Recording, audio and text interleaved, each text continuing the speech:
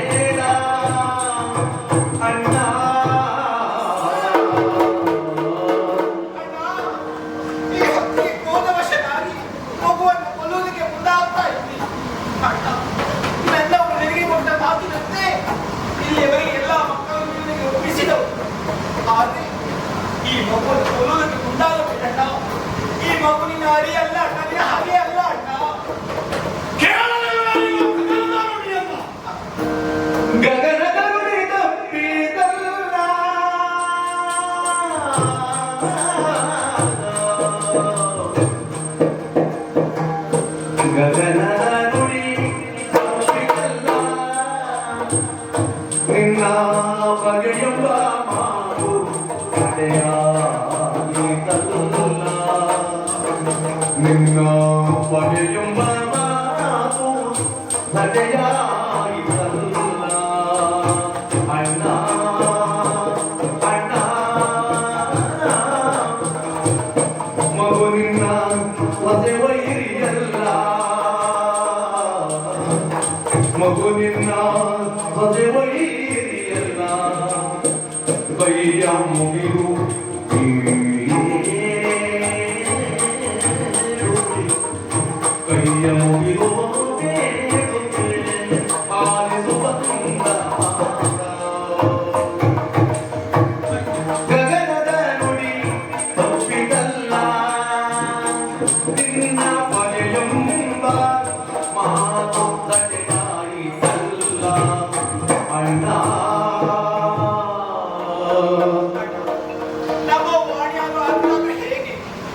ಎಂಟನೇ ಗಂಡು ಮಗುವಿನಿಂದ ನಿನಗೆ ಮರಣ ಏನೋ ಹಾಗೆ.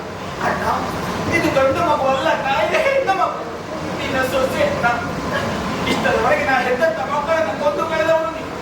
ಆದ್ರೆ ಇವತ್ತೇ ಹೆಣ್ಣು ಮಗುವನ್ನು ಉಳಿಸಿಕೊಡಣ್ಣ.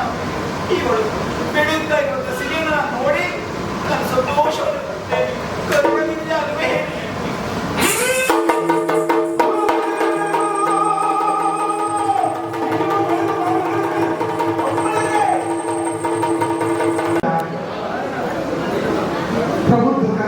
ಸೇರಿಸಿಕೊಂಡು ಇಂದು ಅಬ್ಜಪಾಲಿಸಿ ಶ್ರೀ ಅಯ್ಯಪ್ಪ ದೇವಸ್ಥಾನದ ಸುಧರ್ಮ ಸಭಾಂಗಣದಲ್ಲಿ ನಡೆಯುವಂತಹ ಈ ಯಕ್ಷಗಾನಕ್ಕೆ ಬಂದಂತಹ ತಮ್ಮೆಲ್ಲರನ್ನು ಸ್ವಾಗತಿಸುತ್ತೇನೆ.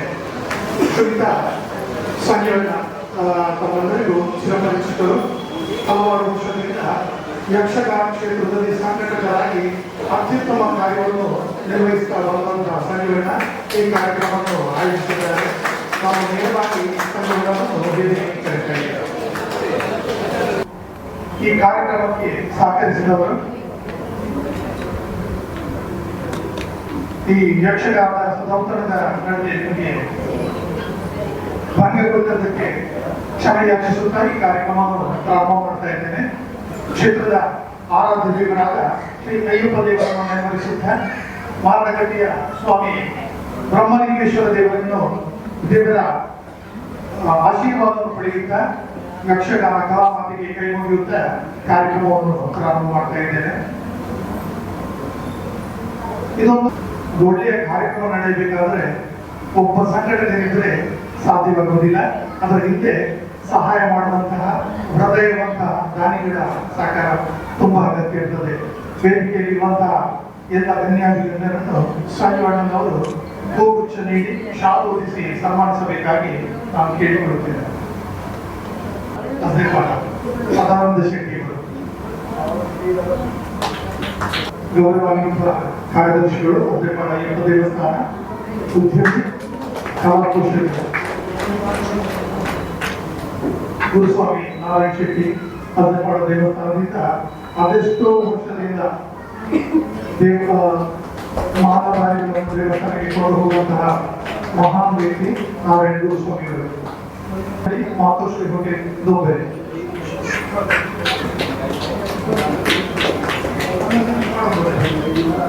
ಕೇಶವಣ್ಣ ಇದ್ದಾರೆ, ಸತೀಶಣ್ಣ ಎಂದು ಸ್ವಲ್ಪ ಸಮಾಜದಲ್ಲಿ ಅವರು ಯಕ್ಷಗಾನದ ತಂಡಗಳು ಬದುಕಿದೆ. ನಾನು ಬೆಳೆದಂತಹ ಅತಿ ಹೆಚ್ಚಿನ ಯಕ್ಷಗಾನ ಕಲಾವಿದರಿಗೆ ಜೀವನದ ರಕ್ಷೆ ಕೊಟ್ಟಾದ ವ್ಯಕ್ತಿ ಅಂತ ನಾನು ಹೇಳ್ತೇನೆ. ತೆರೆಯ ಮರೆಯ ಕಾಯಿದಂತೆ ಯಾರಿಗೂ ತಿಳಿಯದಂತೆ ಸಾಕಾರ ಮಾಡುವಂತಹ ಸತೀಶಣ್ಣ. ಕೇಶವಣ್ಣ ಇದ್ದಾರೆ, 3-5 ಹೊಂದಿಲ್ಲ ಮಾಲೀಕರು.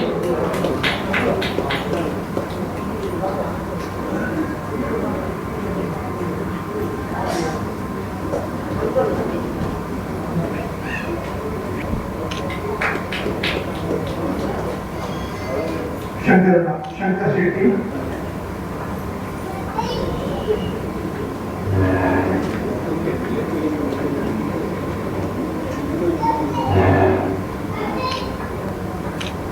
ಹರೀಶ್ ಭೋಗಿ, ನಿತ್ಯಾನಂದ ಭಂಡಾರಿ ದಯಮಾಡಿ ಇದಕ್ಕೆ ಬರಬೇಕು. ನಿತ್ಯಾನಂದ ಭಂಡಾರಿಗಳು ಕೋಚಿಸಿದ ಸ್ವಾಮಿಗಳು ದಯಮಾಡಿ ವೇದಿಕೆ ಬರಬೇಕಾಗಿ.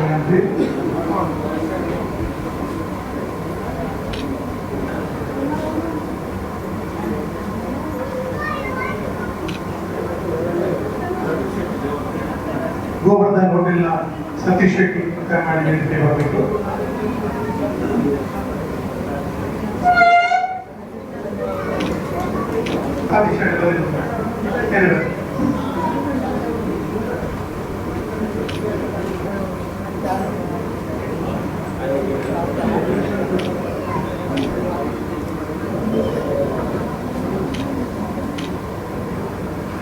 ಹೇಮಂತ್ ಕ್ಷೇತ್ರಿಗಳು ಕೂಡ ಆಡಳಿತ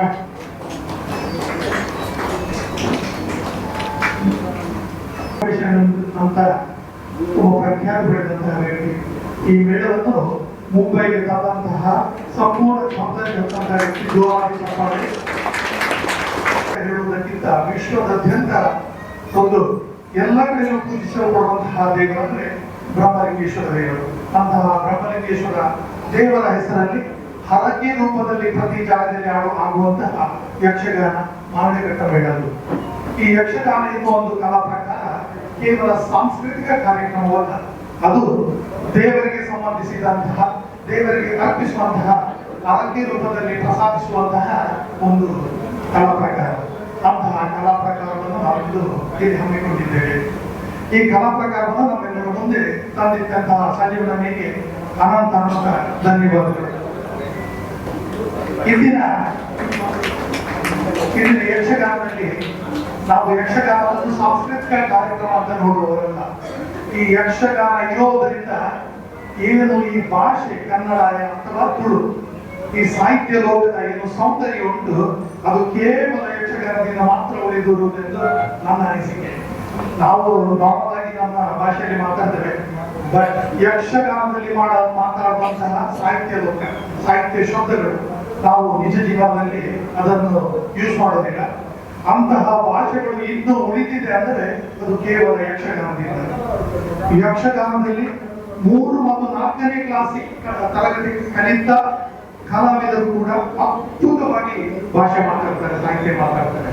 ಅದೇ ಪ್ರಕಾರ ಇಂದು ನಮ್ಮ ವಿಶ್ವದಾದ್ಯಂತ ಮಹಾಭಾರತದಂತಹ ಕಥೆಗಳು, ರಾಮಾಯಣದಂತಹ ಕಥೆಗಳು, ಭಗವದ್ಗೀತೆಯ ಶ್ಲೋಕಗಳು, ಕಥೆಗಳು ಇಂದಿನ ಮಕ್ಕಳಿಗೆ, ಇಂದಿನ ಜನಾಂಗಕ್ಕೆ ತಿಳಿಸಿದ್ರೆ ಅದು ಯಕ್ಷಗಾನದಿಂದ.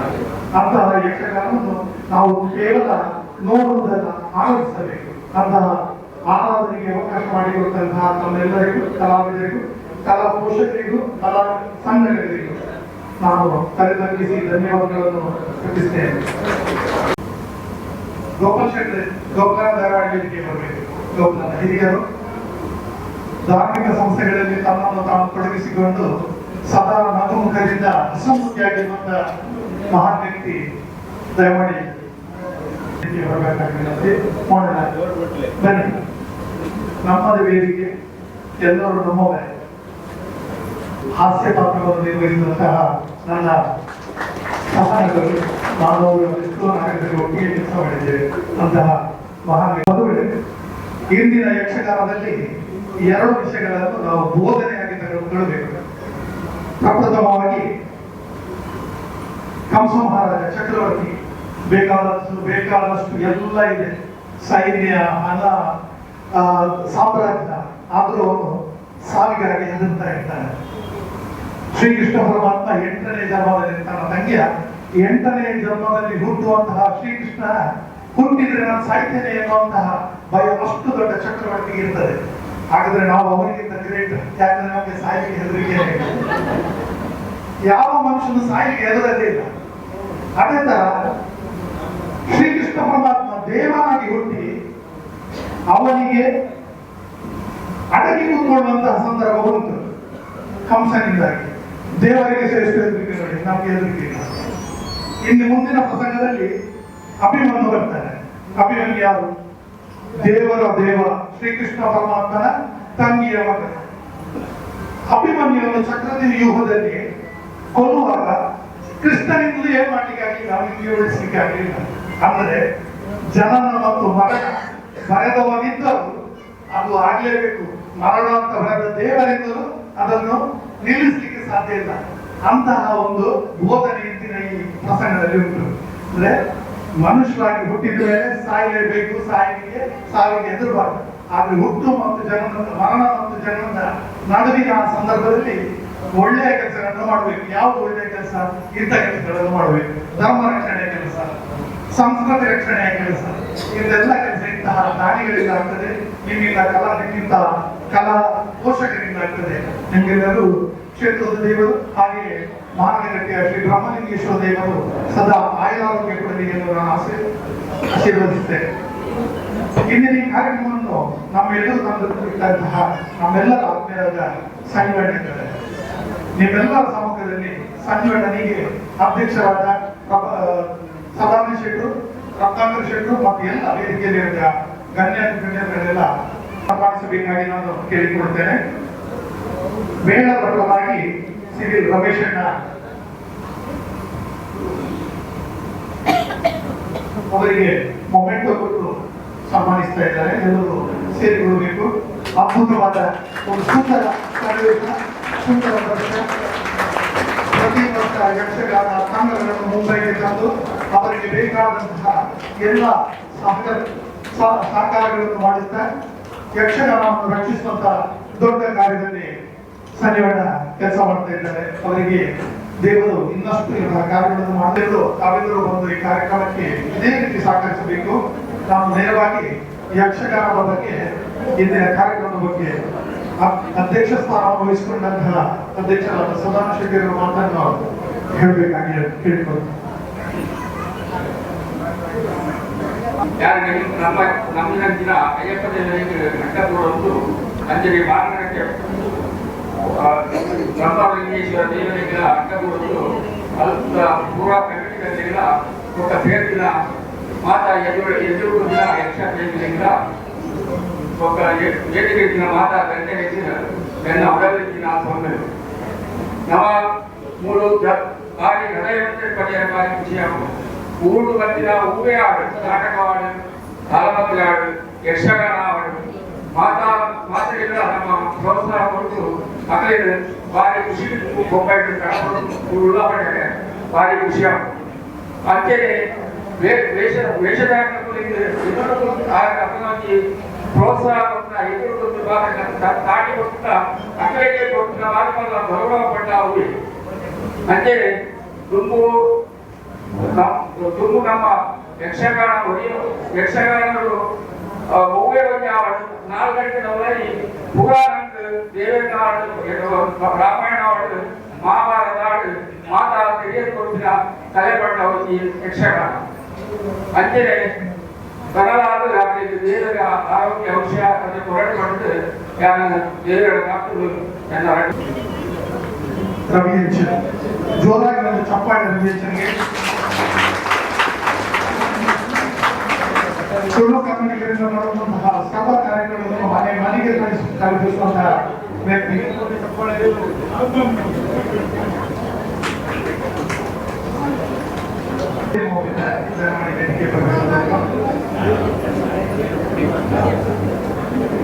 ದಯಮಾಡಿ ಯಾರು ಹೋಗ್ಬೇಡಿ, ಪ್ಲೀಸ್ ಕೂತ್ಕೊಳ್ಳಿ. ಸ್ವಲ್ಪ 2 ನಿಮಿಷ ಪ್ರಾರಂಭ ಆಗಲಿಲ್ಲ. ದಯಮಾಡಿ ಕೂಡಿ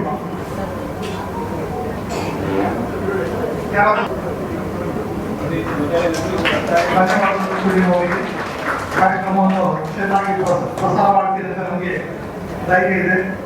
ಇನ್ನಷ್ಟು ಕಾರ್ಯಕ್ರಮಗಳನ್ನು ರೆಕಾರ್ಡ್ ಮಾಡುವಂತಹ ಶಕ್ತಿ ಬರಲಿ ಅಂತ ಕೇಳ್ಕೊಳ್ತೇನೆ. ನೀವು ಕಂಸನ ಪಾತ್ರಧಾರಿಯನ್ನು ನೋಡಿದೆ, ಹೆಚ್ಚಿನವರಿಗೆ ಅವರ ಪರಿಚಯ ಇದೆ. ಐರಬೈಲು ಆನಂದಿಸಿಟ್ಟು ಸತತ 35 ರಾಜ್ಯೋತ್ಸವ ಪ್ರಶಸ್ತಿ ಪುರಸ್ಕೃತರಾದರು. ಯಕ್ಷಗಾನ ರಂಗಕ್ಕೆ ಹಾಗೆ ಶಂಕರ್ ಬಂಗೇರ ಅಶೋಕ್ ಪೂಜಾರಿ ಅವರು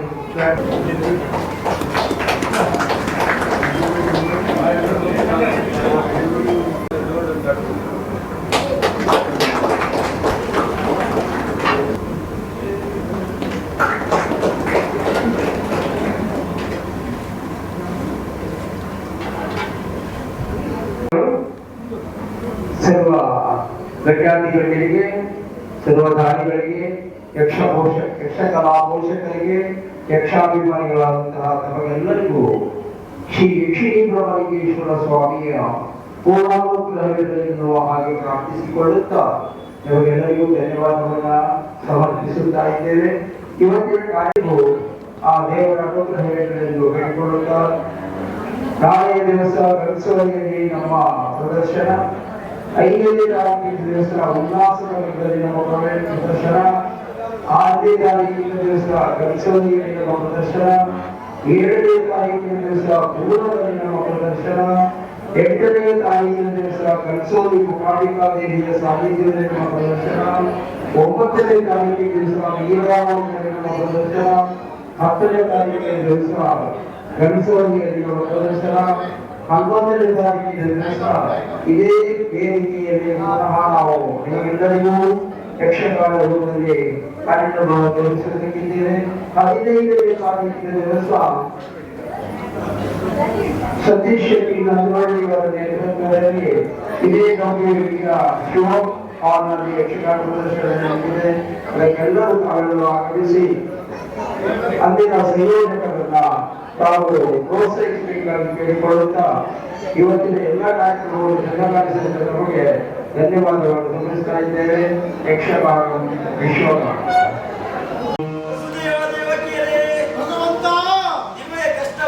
ಚಿಂತಿಸುವಂತ ಅಗತ್ಯ ಇಲ್ಲ. ನಿಮ್ಮ ಕಷ್ಟ ನಾನು ಪರಿಹಾರ ಮಾಡ್ತೇನೆ. ನೀವು ಮಾಡಬೇಕಾದ ಕಾರ್ಯ ಒಂದುಂಟು. ಏನು? ನನ್ನನ್ನು ಎತ್ತುಕೊಂಡು ಹೋಗಿ ಇದೇ ರಾತ್ರಿ ನಂದಗೋಕುಲ ಕರೆದುಕೊಂಡು ಹೋಗಿ ಅಲ್ಲಿ ಯಶೋದೆಯ ಮಡಿಲಲ್ಲಿ ಮಲಗಿ ಅಲ್ಲಿರುವಂತಹ ಹೆಣ್ಣು ಶಿಶುವನ್ನು ತಂದು ಕಂಸನಿ ಕೊಟ್ಟಿದ್ದೆ ಹೋದಾದಲ್ಲಿ ನಿಮ್ಮ ಕಷ್ಟದ ಪರಿಹಾರ ಆಗುತ್ತದೆ. ಕಷ್ಟದ ಪರಿಹಾರ ಆಗುತ್ತದೆ. ಕಷ್ಟದ ಪರಿಹಾರ ಆಗುತ್ತದೆ.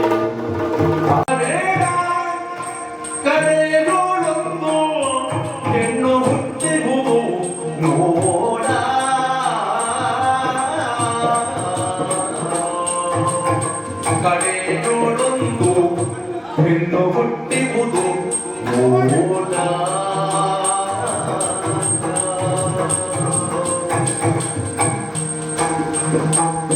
ಪುಣ್ಯವಂತನೇ ನಿನ್ನ ಹೃದಯನ್ನೇ ನೀರುಗೆನ್ನ ಪುಣ್ಯವಂತನೇ ನಿನ್ನ ಸ್ವದಯನ್ನೇ ನೀರುಗೆನ್ನ ಕಣ್ಣ ಮುಂದೀರ ಓರ್ವಳೋ ಅಣ್ಣಯ್ಯ ಕೊಲ್ಲ ಬೇಡ ಅಣ್ಣ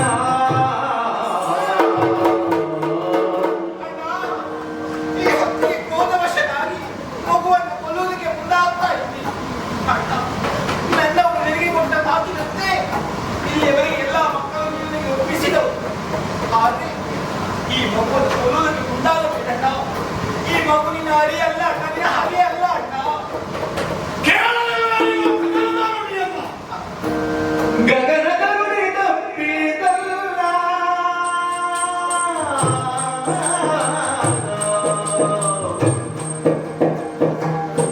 ಗಗನದ ನುಡಿ ತಪ್ಪಿದಲ್ಲ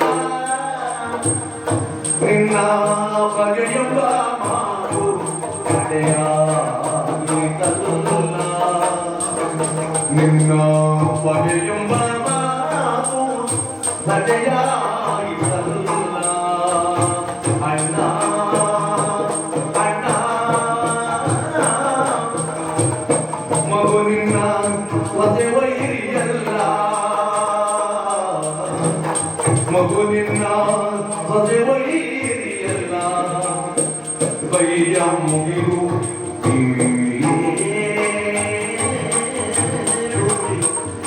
ಕೈಯ ಮುಗಿದು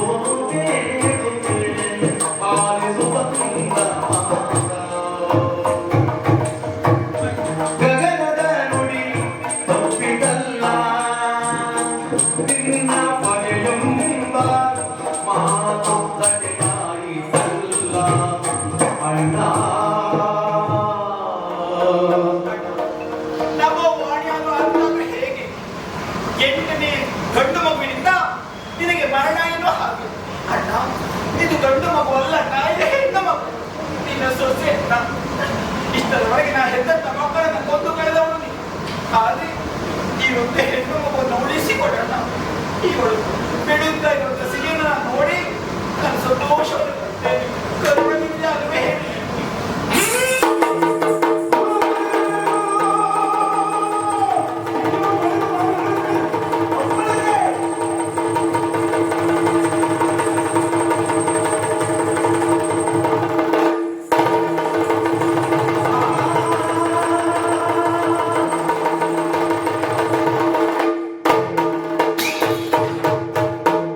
ಜನ್ಮ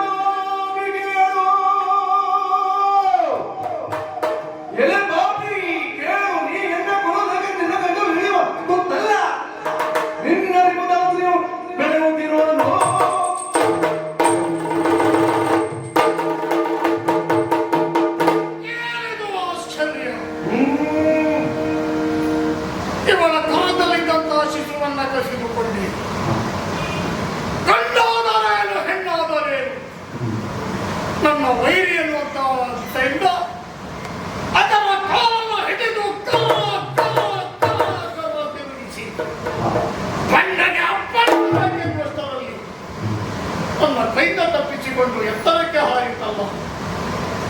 ಗಗನ ಮಾರ್ಗವನ್ನು ಸೇರುತ್ತಿದ್ದಾಗಲೇ ಬೃಹದಾಕಾರವಾಗಿ ಬೆಳೆದು ಯಾವೆಲ್ಲ ಮಕ್ಕಳ ಕಂಸ ನಿನ್ನ ಗಂಟಲಲ್ಲಿ ಇಳಿಯುವ ನಾನಲ್ಲ, ನಿನ್ನ ವೈರಿ ನಂದಗೋಕುಲದ ಒಂದನೆಯಲ್ಲಿ ಬೆಳೆಯುತ್ತಿದ್ದಾನೆ ಎಂದು ಹೇಳುವುದರ ಜೊತೆಯಲ್ಲಿ ನನ್ನ ಎದೆಯೆಲ್ಲ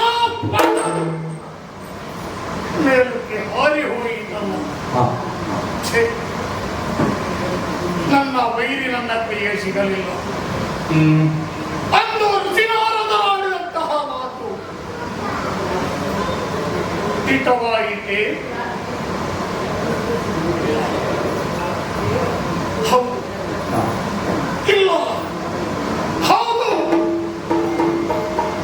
ಹಾಗೆ ಹೇಗೆ ಅವನು ಒಂದು ಆಡಿದ ಮಾತು ಯಾವ ಗರ್ಭದಲ್ಲಿ ಜನಿಸಿ ಬರುತ್ತಾನೋ ಹೇಳುವುದಕ್ಕೆ ಸಾಧ್ಯವಿಲ್ಲ. 6 ಮಕ್ಕಳನ್ನ ವಧಿಸಿದೆ. 7ನೆಯ ಗರ್ಭ ಪಾಕವಾಗಿ ಹೋಯಿತು. 8ನೆಯದು ಹೆಣ್ಣಾಗಿ ಹುಟ್ಟಿತು. ಹಾಗಾದರೆ ಎಲ್ಲಿ ನನ್ನ ವೈರಿ?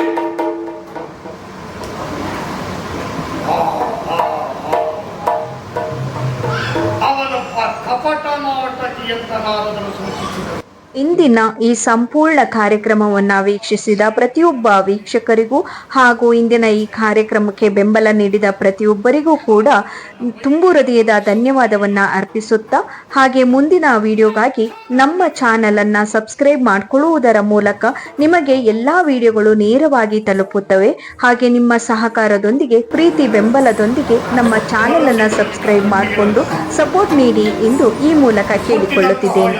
ಧನ್ಯವಾದಗಳು.